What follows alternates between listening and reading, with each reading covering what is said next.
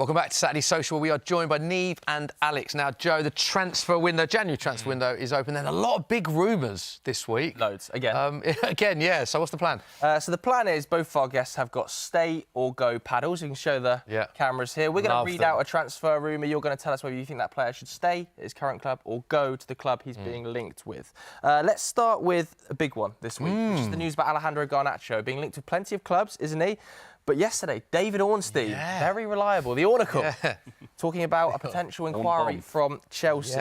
So stay or go, Alejandro Garnacho, Man United to Chelsea. Blow me away a little bit, this one. You're going stay, you're both going stay. Why are you going stay? I think it depends on the price, but there were reports that Napoli had suggested a 40 million valuation that was not accepted by United. Rightly so. Well done, United. This is what I'm thinking, so...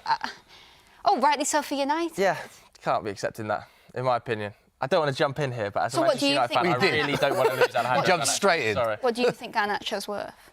Double that, maybe. Really? Yeah, I think if you look at what the valuation of players across Europe in his position are going for, his age at just 20 years old, I think there's a huge development that happens between 20 and 23. You know, what age do you think they'd accept then? Would there be? What price do you think would be an acceptable price for United to think about that? 70. Like, you're talking about a player who, at 20 years old, has had maybe a bit of a downturn in the last 6 months, but overall, in his first 2 or 3 years of his career, has been exceptional in terms of his goal output, in particular for Manchester United. A lot of 20-year-olds aren't even in the first team at 20 years old at a Premier League side. So I think you've got to give academy players time to develop. Go on, Alex. Which of those positions do you see? Because I can't believe he can't get in any of those four, basically. Well, I think the issue for him is that. But then he, at 20, should be able to have time to adapt his game to a new manager who's been here 6 weeks. Like, I think it's plenty of time, and United shouldn't be selling academy players of his standard. You know, the club is based and built on the quality of academy players. Give him a chance. OK, and you've gone stay as well, so agreement with that one. I think so. I think for now, Garnacho's one of those players who, my favourite memories of Garnacho, I think, did he have the FA Cup final like, as his background on his phone or something? Yeah. It just feels like one of those very sort of single-minded type guys. Maybe Chelsea culturally might be a little bit of a better fit potentially for him for that, not individualistic, it's a bit harsh, but he feels like that single-minded type player. Maybe eventually, but I think there's got to be a position for him somewhere. OK. Well, we're going to stick with Man United. Joe, you're pleased to know. Next one involves Marcus Rashford. So lots of rumours this week, weren't they, linking with a variety of clubs. We've seen clubs from Serie A as well as the Bundesliga linked with him. The most recent one is Man United to Dortmund. Rumour that we've seen Marcus Rashford stay or go. Both very quickly with your go paddles. Nieve, go on. Yeah, I mean Dortmund... the Bundesliga, that could be a great league for him in terms of space to run into. Dortmund could be looking at thinking a long-term Jamie Gittins replacement, you know, once that, because Jamie Gittins might long-term be looking at the Premier League. The only question is, would Rashford want to do that? Dortmund are struggling a little bit. I was going to say that, So would he really want to drop to that?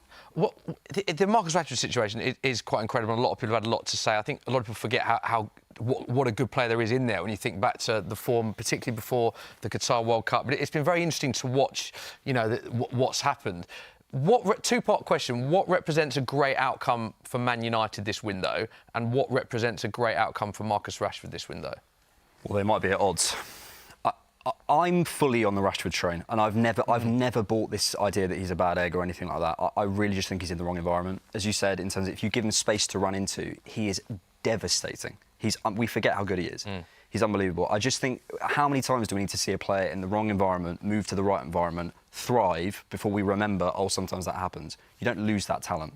So, I mean, to answer the question, I think United, it's probably best for all parties to move on, to be honest. And I think for Rashford to go to a league like the Bundesliga, where he can show off what he can do and be loved. Players need love. We forget this. They're not things on a screen that are just, you know, on FIFA that we move around. They're human beings, and I think he needs a bit of love. OK, let's go to the next one. This is another player potentially leaving Manchester, but this time Manchester City. This is Kyle Walker, Man City to AC Milan. Now, the reports are that this is in the last hour from Fabrizio, that AC Milan have been given the green light to go ahead with this deal. It looks like they're going to prioritise him over Rashford because they can only sign one because of the non-EU quota. Both go and go. Yeah. Do it. Go find Italy. Absolutely. Yeah, I think it's right for Milan to prioritise that over Rashford because Emerson Royale they've got playing in that position, so Walker's a definite improvement. But then it suits Manchester City because it frees up a position where they will probably want to go and get somebody else. Yeah, happy with that as well? Yeah, OK. OK, straight away. A lot of agreement here. We'll go to the next one. And again, we're talking Man City again. Sticking with Man City. Omar Mamouche, Frankfurt to Man City, stay or go. Now, a bit of developments on this one as well. He said goodbye to the Frankfurt fans. Highly likely he'll move to Man City. Reportedly, a 5-year deal agreed with the Egyptian forward. 80 million euros with add-ons. So it's likely that this one is going to happen. And you've both gone go straight away. The money is crazy. I will say, I mean, he reminds me a bit of Luis Diaz with the hips, the dribbling. Like, he's really nice. Good free kick taker. I really like him. I mean, there's a wider conversation here about City in terms of what they're doing in this window, which is just mad. But the money they're spending is crazy. But yeah, great deal for him. 15 goals in the Bundesliga. Only Harry Kane has more in 17 appearances. Do you expect him to hit the ground running quite early in his Man City career if he does go? Yeah, potentially, hopefully. He's a real talent, and I think a lot of football clubs were probably eyeing him up for the summer. So the City have sort of got in there in January and just made it happen. So that's huge. We're going to stick with City because you quite rightly said they've been doing a lot of business. And another one is another Man City rumour, which is Andrea Cambiasso, Juventus to Man City, stay or go. Nieve, going to come to you on this one. They're signing everyone. Because, Man City, but you've gone stay for this one. Well, I've decided to do the POV of the player in this situation. Okay. And I just think it's a sorry state of affairs if Juventus can't keep hold of a boyhood Juventus supporter who dreams of wearing that shirt, if they can't keep hold of him, because he's just such a talent. Yeah. You know, I still don't know if he's right-footed or left-footed because he just uses both with such amazing. He sort of reminds me a little bit of Zambrotta, in that you can put him anywhere on the pitch and he looks so comfortable. He's so clever.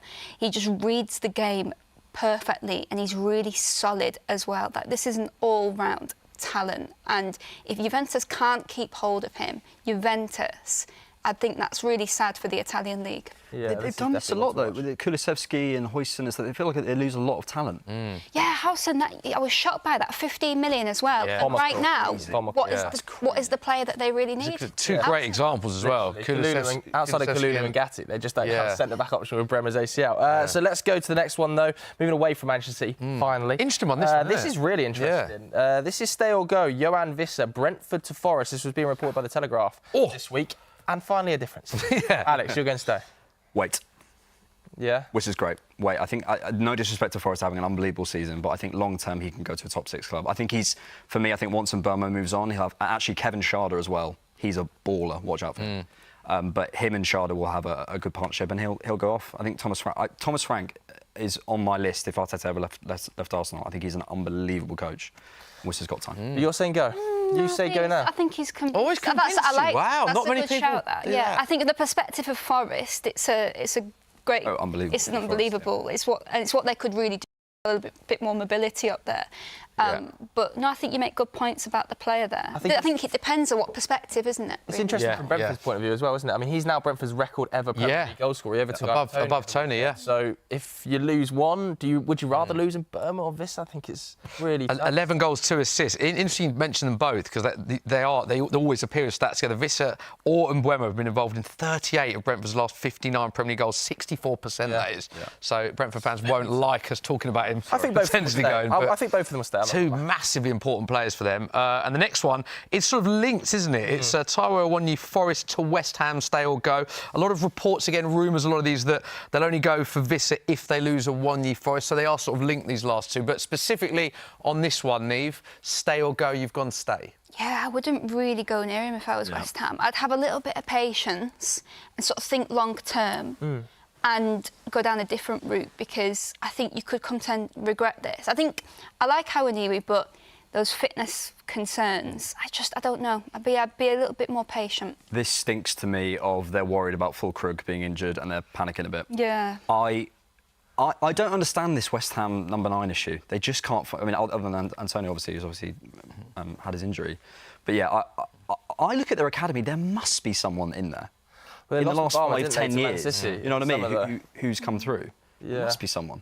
Yeah, I think the timing of the Bowen injury doesn't help, because that will have, of course, set a bit of panic as well. Like, we need to get an attacker. Yeah. Like, oh my. but I don't think this would be the right solution. You've looked at that from a West Ham perspective, from a Forest perspective, from a One-News perspective. Do you think he's a player that will end up maybe a loan deal, or do you think are you likely to see him stay? Because obviously Chris Wood is playing so well at the minute. Yeah, I would go, absolutely, if I was One-News. 100%. I'd want to go. Yeah, and Forest were obviously trying to sign a number 9 in the summer, Yeah, weren't they? yeah. Those moves for Santiago Jimenez. Okay. Rejected. Let's go to the next one. This was big news out of Germany, wasn't it? This is Christopher Nkunku, Chelsea to Bayern Munich. Now, this was linked with another deal, potentially, that we are going to talk about in a second. Yeah. But the reported fee for this one, 70 million euros. All I'm going to say is... What, 70 million? Yeah. Where does he fit at Bayern? Yeah, no. This is my issue. Nkunku, to me, reads like a player who needs the attack built around him a little bit, similar to Felix, actually. I just don't see, with Kane there, I don't understand what spaces he's going to be in. I don't get it. Yeah, I think at RB Leipzig, he had Werner, Forsberg, Szoboszlai, had a lot of runners, people who sort of were ready to facilitate it for him, and then it was his job to have that technical ability to get those goals.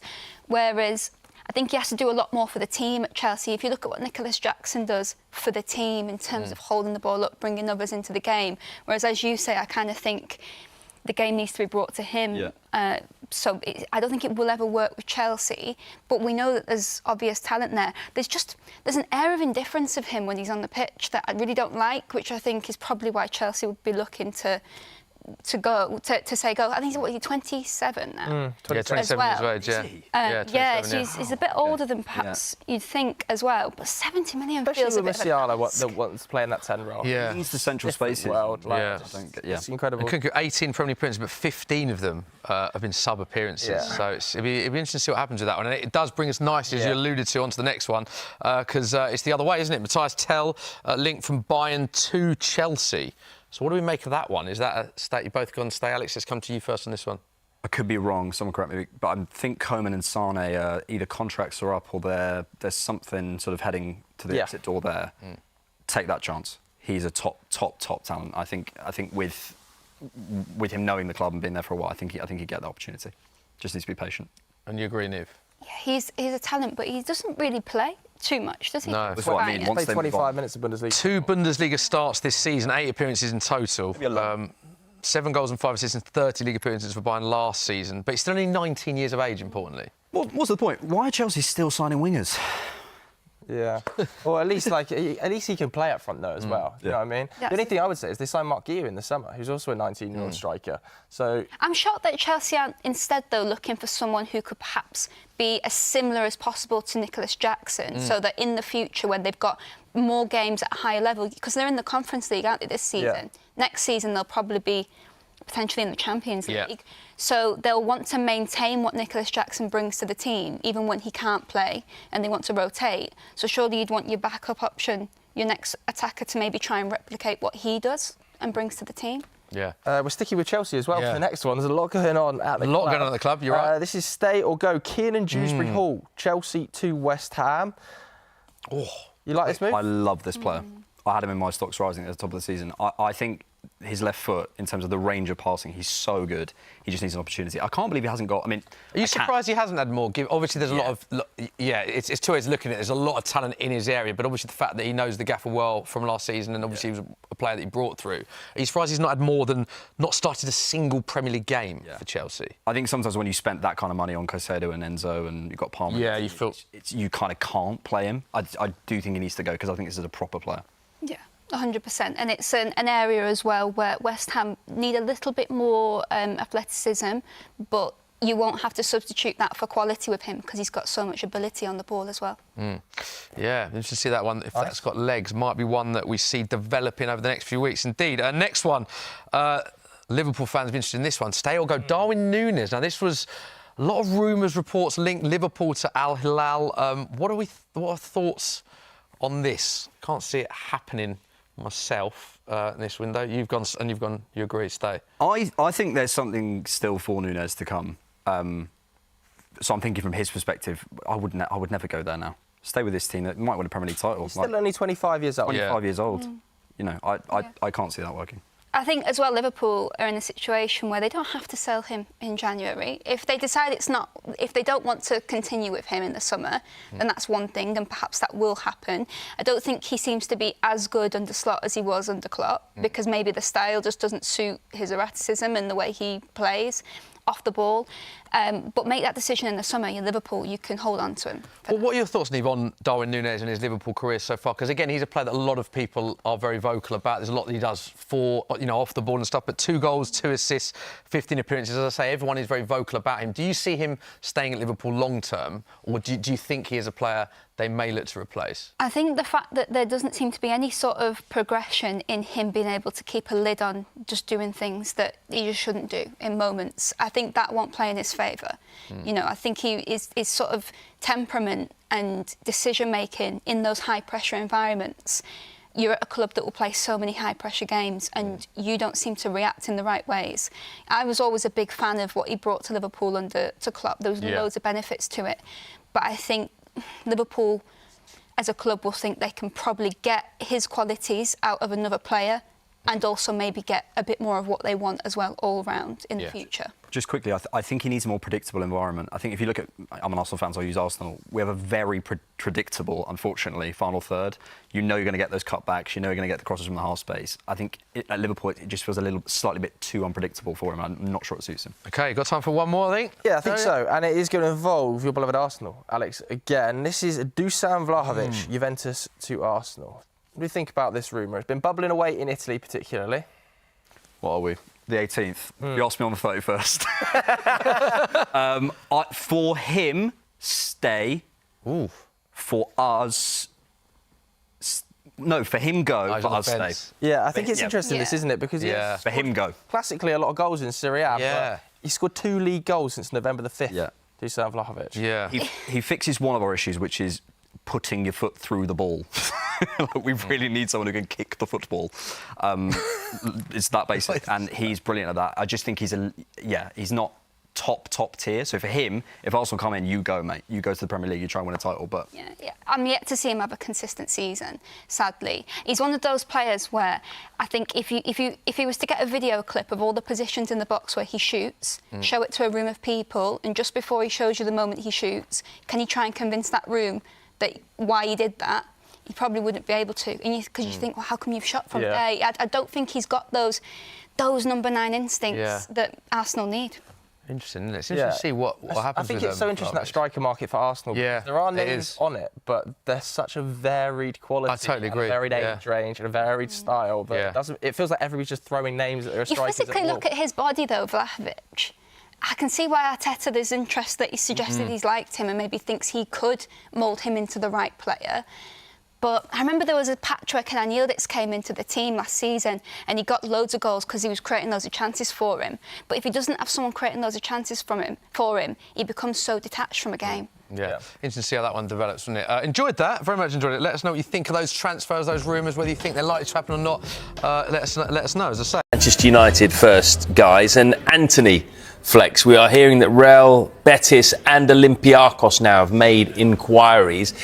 If Manchester United can make a sell, is this one they'd want to make fairly quickly, because he's a player that they can get a decent fee for, and then that, of course, gives them more options in terms of bringing people in for Amorim. Yeah, I think ideally that would absolutely be a good solution for Manchester United and Anthony, as that move just...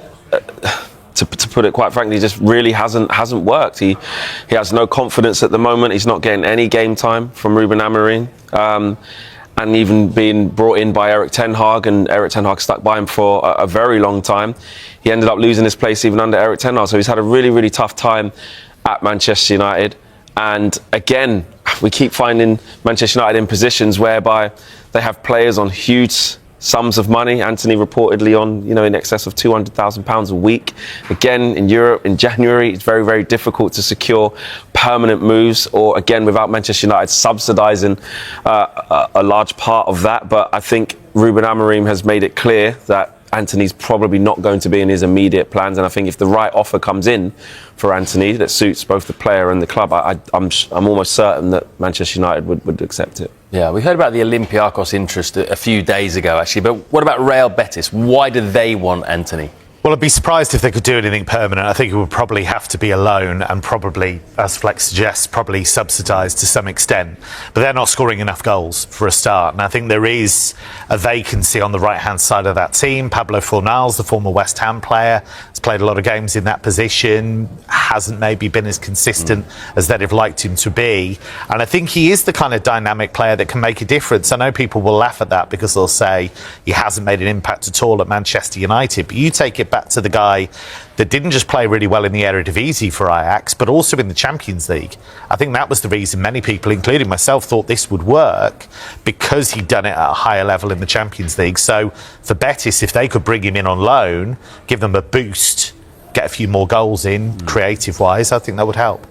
Manchester United are about to make a signing. We are hearing Diego Leon, 17-year-old left wing-back from Paraguay, plays for Cerro Porteño in Paraguay. He's having a medical today ahead of finalising a pre-contract agreement for the summer. That looks like that's one for the future, probably 2, 3, 4 years' time. But, Molly, do you expect that to not be the only left wing-back that Manchester United sign this January? I'd be amazed if it was. I mean, Ruben Amorim's style of play, that 3-4-3 setup, they need high-energy wing-backs, quite frankly. I think, you know, both ends of the pitch. Diogo Dalot did a good job, in fairness, against Liverpool at Anfield, but I can't see him occupying that position on a full-time basis.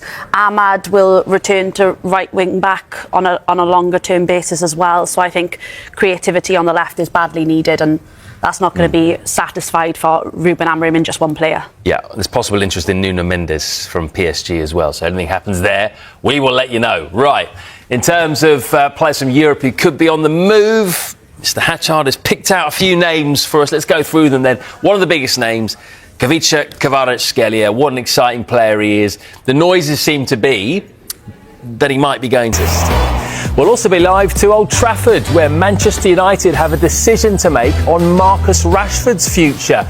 And we'll have news on Joshua Zirkzee, who could also be on the move. Welcome back to Transfer Talk. We've had some fairly interesting stories regarding Manchester United in the last half an hour or so. Let's get live to Old Trafford right now to speak to our senior reporter, Melissa Reddy, who very much has her ear to the ground in Manchester United in terms of the team there. First of all, Melissa, obviously the question is Marcus Rashford. How will this month play out? Do you think that he will be at the club come February the 3rd? The ideal situation would be if Marcus Rashford lands a permanent transfer somewhere. The player has said he's open to a move. It's quite clear that Ruben Amorim hasn't seen what he wants from Rashford on the pitch or off it, and Manchester United are in a sell to buy position. So that would work across all fronts. However, that solution is very far off given the financial parameters involved in doing such a deal. Now, colleagues from Sky Italy are reporting that Milan, they're having discussions whether a loan move would be possible and plausible for Rashford, but that would largely depend on how much of his salary United would still cover. Now, given the fact that Rafael Leao is set to return from injury and he's stationed on Rashford's favoured left side, it's not concrete that Milan will turn what is currently a consideration into actual action. But in terms of Rashford, it's quite clear that it's not working out for him as things stand. It would be in his best interest to move away. How that works, either on a temporary basis or on a long-term situation, is going to require a lot of contorting from United's end. You mentioned sell to buy there. So if Rashford goes, or if he departs even on loan, will Ruben Amorim then be able to buy? That's part of the reason why a permanent transfer would be so good for Manchester United, because as an academy product, Marcus Rashford would be banked as pure profit and they could reinvest all the funds of the sale back into the team. Now, if a loan move is secured and a large portion of his wages is taken off the books, that would also be quite helpful. What was interesting was to hear how Ruben Amorim actually switched his tone about the transfer window last week. On Monday, he was telling us there's no point looking at the window for solutions for Manchester United given their position of needing to sell to buy. But by Friday, he was saying to us that United do have their eyes open in the market and they will try to do something. Now, he didn't want to give away which positions the club are looking at, but we know that wing back, and specifically on the left side, that is a priority area for them to solve. I mentioned Nuno Mendes from PSG last week, that the club really like him. What I'm also told is there's a need to inject a directness into the squad, more aggression through a more dynamic profile. So somebody who gives you technical quality and speed, strength in the duels, specifically in that midfield area. So I think United are trying to see how they maneuver what is going to be quite a constricted market with their limited funds. They're trying to do something clever and something helpful for Ruben Amorim. Okay, then what about other outgoings then, potentially? We mentioned Joshua Zirkzee before we got into you. Yeah, Juventus, they're interested in taking Joshua Zirkzee on loan, but neither the player nor the club have engaged with that interest at all. I'm told that Zirkzee wants to stay and fight for his place at United, that Amorim's been happy with him. The way he conducts himself around the place is really good, hugely professional. So far, nothing has changed on that end. Now, United are open to both loan and permanent transfers for a number of players who don't feature in the club's long-term planning. Now, those include the players out of contract like Victor Lindelof, Christian Eriksen, Tom Heaton, but it extends also to players like Casemiro and Antony. Suitable offers for them would be considered. And then when you look wider into the squad, there are players there that they may feel themselves they'd want to move on. They feel that they've done all they can at United. The club very much willing to engage suitors because they know in order to reach the next level under Amorim and create the squad more in his image, there has to be outgoings to facilitate all the incomings. Great stuff. Thanks very much for the update, Melissa. Right, so a few things to discuss there, but let's talk about Marcus Rashford, first of all, with the news that AC Milan are discussing internally whether to make a proper move for Rashford. Do you think it would be a good fit? I'd share Melissa's concern, actually, about the fact that Rafael Leao is pretty much a lock for that left-hand side, you would think. The change has been, of course, that Sergio Conceição has come in as coach and replaced Paulo Fonseca. Paulo Fonseca and Rafael Leao weren't getting on particularly well. Leao was dropped a couple of times, has just come back from injury, but he's one of their absolute key players if they can get him fit and firing. So where does Rashford then fit? Do they need him through the middle? Well, they've got some quality through the middle already. So I can see why they've looked to add him as part of the squad, but would he be a lock for the first team? No. So does that suit him? Then there's the financial implication as well. I think Napoli have been linked with him.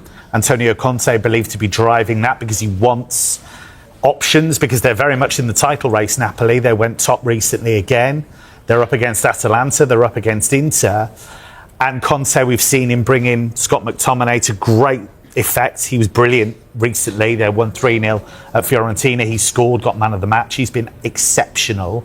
So there's a link there, of course. McTominay could say, you know, how well it's going in Naples. So I think there'll be interest in him, but the finance is a big deal. And is he prepared to fight for a place wherever he goes and not be an automatic first 11 player? There's a lot of interesting stuff that we've heard about Man United in the last few minutes. You know, for example, Antony is apparently attracting interest from clubs in Greece and Spain, and also that Joshua Zirkzee, as we heard there. Juventus are interested in taking him on loan. So are a number of other Italian clubs and possibly even some Premier League clubs. What do you make of all of that, Flex? I mean, he's only been there for a handful of months. He hasn't really been able to show what he can do. What's your reaction to that news? Yeah, it's been a really difficult start to life at Manchester United for Joshua Zirkzee. I think we can all see that and acknowledge that. He will acknowledge that as well. He's coming into a new league, into a team that has been massively struggling and has changed managers very, very quickly as well. He's bought for one system under one manager. Ruben Amorim comes in after a few months and has a completely different set of ideologies that he wants the players to take to. And Joshua Zirkzee hadn't even got comfortable in Erik ten Hag's system, or lack of at the time. So it's been really, really difficult for him. He's had some tough moments, and it wasn't great what happened at Old Trafford when there was a mixed reception for him against Newcastle, but since then the fans have seemed to got behind him and galvanise him, and it's good to see him. Well, from what we're hearing from the reports anyway, that he wants to stay and fight for his place and stay and see what this looks like. Now, from what I've seen, he looks like he struggled with a little bit of the pace of the Premier League, to get up to speed with it and to get his best attributes to the forefront. But Manchester United, look at the team. The team's been ever changing. The team has been absolutely, in a terrible bit of form where nobody's looked good. So I also think that Ineos are quite ruthless as well, though. And if the right offer came in on a permanent, maybe financially they would want to maybe get Ruben Amorim something that maybe suits his system more. However, if Ruben Amorim's happy to have him and it's very, very early on, I think you need to give him at least a full season. From here on out anyway, to see how that pans out. So I'm a little bit surprised to hear that it could have been a move, but I'm not surprised to hear that it's in Serie A. We've done so well at Bologna. Yeah. Really, really, really well tipped to come here and do well in the Premier League. Hasn't happened. So to hear the host of Italian teams interested in him, I'm not surprised. Yeah, so just to reiterate, Juventus are interested in signing Joshua Zirkzee on loan. Inter Napoli, AC Milan also interested, and some Premier League clubs. However, we should stress that Zirkzee has no interest in leaving. He loves the club. He's determined to prove himself in the Premier League. So we'll keep you updated on that one. I really love my players. I want to keep my players, especially the talented ones, to improve recruitment. Yeah, plenty happening, but we start with Marcus Rashford. AC Milan have indicated they would make Rashford a key player if he was to join, and they seem to be the front runners for now. Here's what their manager, Sergio Conceição, has said today when asked directly about the Manchester United forward. There's a question or two that might go slightly off topic, but I'm here to answer or not. Marcus Rashford is an excellent player, just as a number of other players are for other teams and so on and so forth. We'll see what happens. We'll see what happens, Michael. What's our understanding on the Rashford situation? Yeah, interesting one and a slight development today, but I feel significant. If United are to allow Rashford to leave, it's understood United are leaning towards a straight loan before reassessing his future in the summer. Adding an option would be considered, but the price would have to be right for United. So that's an interesting one there. We've seen it with loan deals before for Manchester United, seeing how the player gets on. Does the value increase after a good loan move? As you've reported all week, there's been interest from Italy and Spain, and of course, tentative interest from West Ham United. Yeah, and I mean, Ruben Amorim held his news conference earlier on today, didn't he? It's a small matter of Arsenal away in the FA Cup, but clearly there were questions on transfers and, of course, on Rashford. Always with the FA Cup weekend, but it's the January transfer window, and of course, we asked Amorim on Rashford. We will see, guys. Let's focus on the game. They are available. They are training. We will see the selection for this game. They have to focus just in playing the next game. Yeah, he's not giving much away. He's just focusing on the game, and he's continually being asked about Marcus Rashford is Ruben Amorim. Just on another striker that should Manchester United allow Rashford to leave, there's been lots of talk about Kolo Muani from Paris Saint-Germain. He remains a player of interest, we're told, to Manchester United, but there's been no further contact since they initially inquired about Kolo Muani. They've had a long-standing interest in him, of course, because they scouted extensively in 2023 before they bought Rasmus Højlund. But aside of the fact that United are looking at him, Michael, there are a number of other clubs who'll be interested as well, won't they? Yes, Damesh. Staying in the Premier League, I understand is that Tottenham Hotspur are still interested in Muani. Ange Postecoglou really wants to add another forward to that front three. And a bit of news we're getting this evening that Sky Italy, from our colleague Gianluca Di Marzio, they're reporting that Juventus are convinced they're in pole position to sign Muani. AC Milan, another club from Serie A, chasing the France international. And Milan say they've not given up on their pursuit of Muani, according to Sky in Italy, but Juve believe they are the front runners. Yeah, because Juve also were looking at Joshua Zirkzee. They're looking at Muani now. Does that leave the door open for AC Milan maybe to go and get Rashford? But aside of Rashford, two other players that have been in the spotlight this week are Kobbie Mainoo and Alejandro Garnacho. And Mark, finally a little bit of clarity from Amorim after a week of speculation on these players.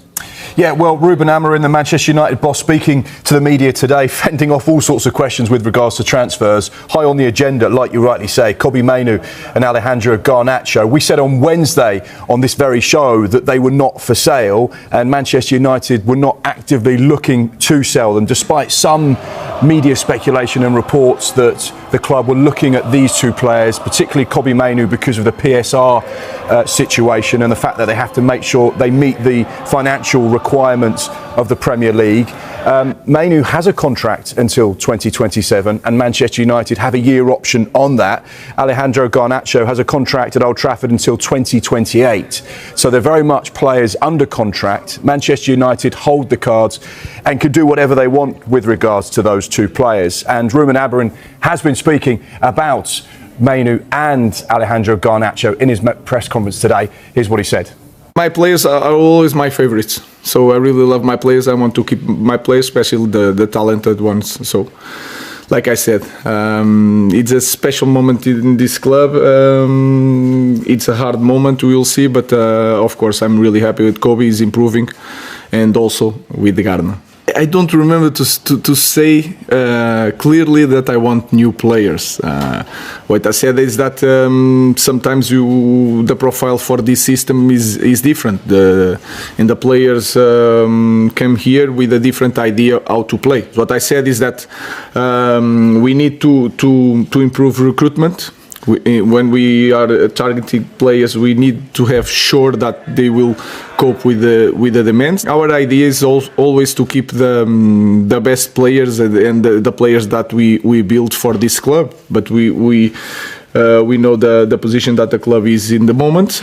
We will see, but I'm very happy and I really like our players, especially the guys from the academy.